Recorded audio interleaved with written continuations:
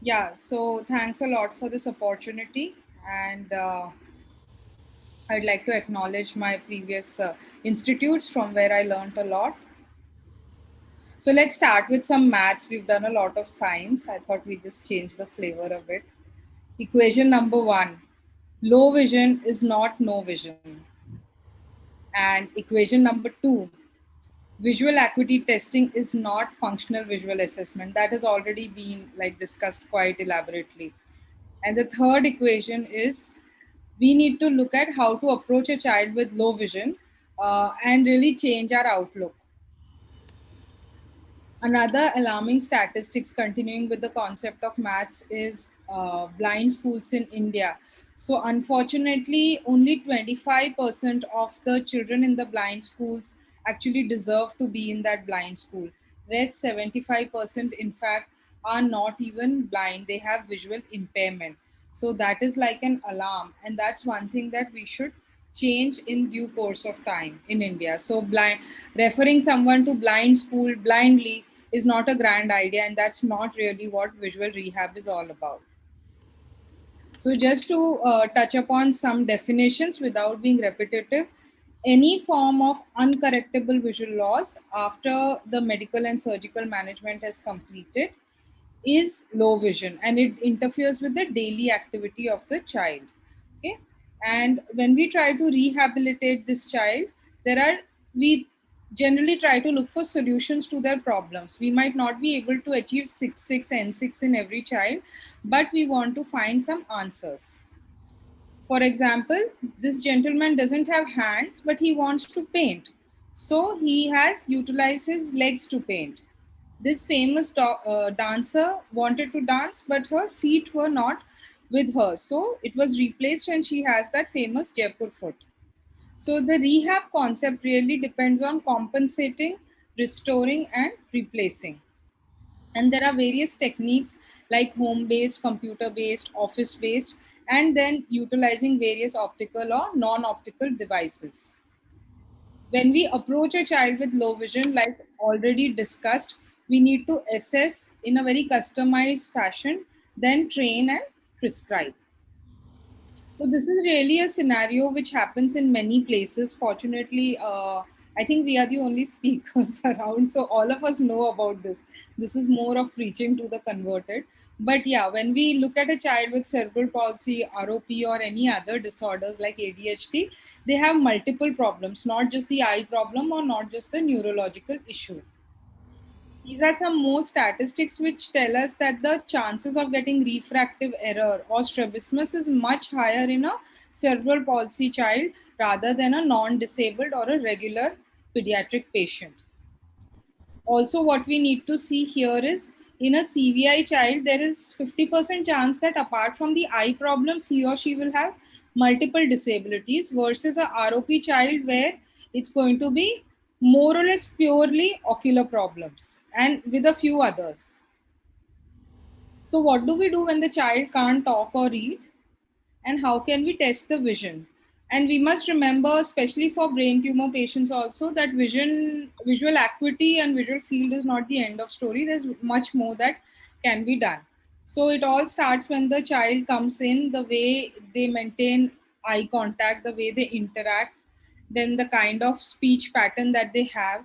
It's a good idea to know which medications they are on because that has a bearing, its side effects also. We use this VFQ questionnaire a lot. And what I found was that when the patients are waiting outside, when the parents are waiting outside, they are occupied also, and their thoughts are organized. So the first time a patient comes to us, we encourage them to fill this visual functional questionnaire, which can be downloaded, and there's no royalty or any other restrictions to its utilization. And then it has multiple questions like these, and it's very objective. One word of advice: the doctor who's finally seeing the patient should not be making them do this questionnaire. So the receptionist outside or the optometrist who is working with you would be a good person, or a therapist would be a good person to go through all this. So once we have this, we get a full idea, we get a reasonably good idea of what kind of problem they are looking at and how severe is the condition. It also asks questions about their other general health. So, you know, like if a child is, say, bedridden, then you know that you can't call them in maybe twice a week or thrice a week for visual stimulation, and you want to give a home based regimen for them. So, it gives you a rough idea. Even before the child walks in, you have a fair idea of what's happening. Visual acuity in pediatric age group can be tested by multiple techniques, and we won't go into details of that. Now, sometimes it's not just the acuity.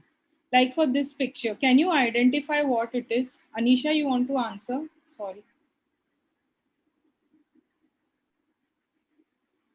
Okay, so sometimes you know what, these patients need some visual enhancement.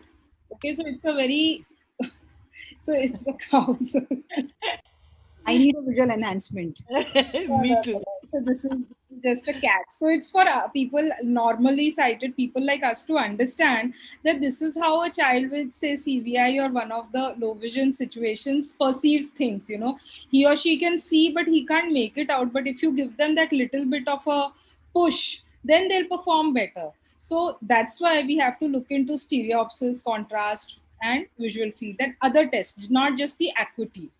Again, like you both told us and the rest of the people always say, we have to look at familiar objects and attractive ones, and customize and try to show them what they like to see. So, for example, this child, we start with a football. When the child comes for the first time, the parents say kuch bhi nahi dekhta ya nahi dekhta. You know, sometimes we have those vague presentation. We start with a lighted object like a red rope light in a dark room. Then when the child responds, then we go to a lighted room, and we sometimes might show them a non-illuminated object and then reduce the size of the object based on the child's response. So again, it should not look like a very formal clinic based evaluation. It should look like more of a play area kind of a scenario.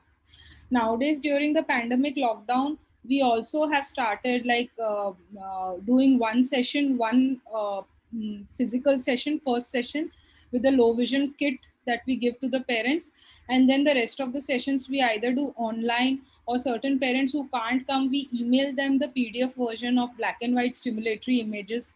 Although we are not sure that the printouts will be 100% contrast, but something is better than nothing. So we have customized, and even when we do the one-to-one session, we encourage the patients to take a video of us or our therapist, so that they can go home and repeat the session at home in a similar fashion. Certain tips are good idea to do binocular. Don't occlude their eye immediately, they really get irritated. Don't forget near acuity, many of them have accommodation issues also. Obviously, a low vision child takes a lot of time. He's not your 5 minutes in, 5 minutes out patient. Music helps to ease out the ease them out and make them less cranky. Another good trick that we like to follow is test the parents first, do the visual acuity and some of the tests on the parents, and once the child feels reassured, then he or she will cooperate better. Targets have to be attractive. It gives me a very good opportunity to still keep looking at new toys in the market, because I have this excuse. And don't use cell phones as torchlight. You try using it on your own eyes, it's quite irritating. So it's a good idea to have the typical flashlight, the conventional one, rather than the cell phone's light. Again, for functional visual assessment, this was already discussed, but based on the vision score and the kind of response the child is giving, we customize the therapy and try to give the child stimulation. And later on, when the child is big enough and able to come to us regularly, then vision training is given. We use a lot of optical devices and magnifying devices. Also, what is used a lot is contrast enhancement using these amber color spectacles. Then illumination, sometimes something like a simple table lamp helps the child a lot, and various forms of magnifiers. This is obviously an adult, but what we are using is a stand magnifier. Then based on the patient's capacity and the household condition, you may or may not give them something which requires electricity, or which is too complicated. So a lot depends on what are the patient's requirements, and that's why the questionnaire really comes to our rescue. It also, we also record the profession of the patient. Sometimes we have adults, because so most of the children are either special children or they are students, but then what form of reading they need to do. For example, this is an electronic device. Again, here I have demonstrated it for an adult. Now, this is a case example of a child in sixth standard. He's a brain tumor survivor, and his vision was compromised post tumor surgery. He was advised to shift to blind school due to low vision. So what we did was that we did a functional evaluation and asked him to come back with his textbooks, and we tried simple magnifiers. So the spectacle mounted magnifiers, the prismatic ones, they were more than enough for him to read his textbooks. And more than the child, it was his elder brother in 8th standard who was overjoyed that my younger sibling doesn't have to change school.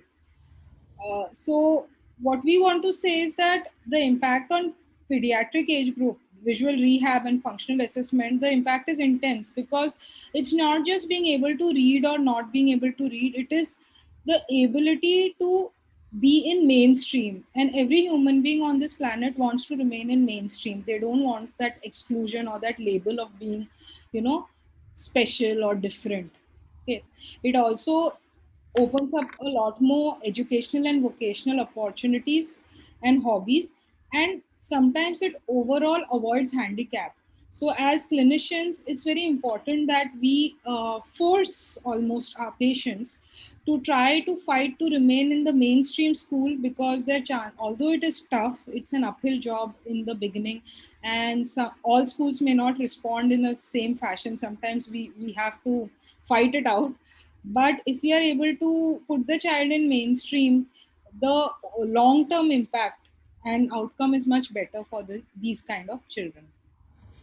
Again, to remind, so only 25% of the children, this is from these are statistics from our own country, only 25% of the children in blind school actually deserve to be in blind school. Rest of them are simply visually impaired, and they should actually have been in mainstream, which means that really we have a long way to go. And I think as clinicians, other clinicians should be more aware of rehab and do appropriate referrals. It's no longer the situation where we don't have rehab centers in India. It's about awareness amongst clinicians to do appropriate referral. Nowadays, we also use a lot of computer based vision therapy to enhance the peripheral vision and improve the reflex times. It's used in normally sighted sports personnel also. And like my previous speaker said, that when a child with multiple disability comes to us, it has to be a multi-pronged approach and not just a one-man show or just the eye clinic trying to take care of the refraction and visual findings.